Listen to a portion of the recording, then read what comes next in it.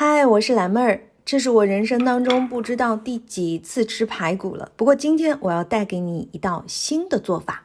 先往抛去血水的排骨当中加一点盐和白胡椒粉，接下来打入2个鸡蛋，用任何一种你能把鸡蛋打散的东西把它搅拌散了。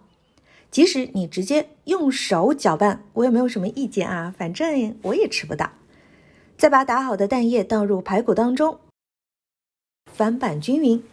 看到蛋液倒入排骨当中，你赶紧想一想，人生当中你有没有这样做过排骨？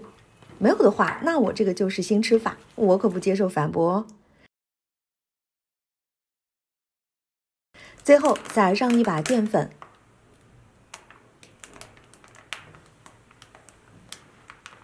再上手抓一抓排骨。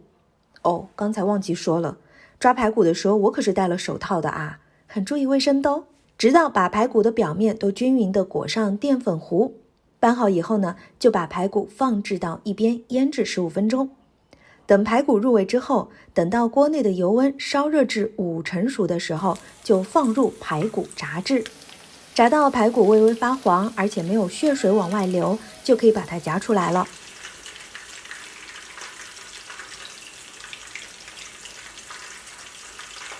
锅内的油温继续加热，等油温烧热以后呢，倒入排骨再复炸一遍，这样排骨炸出来之后才会更加的酥脆。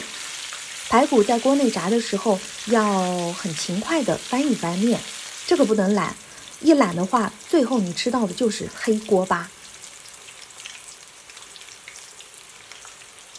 炸到排骨金黄酥脆，就可以捞出来沥油啦。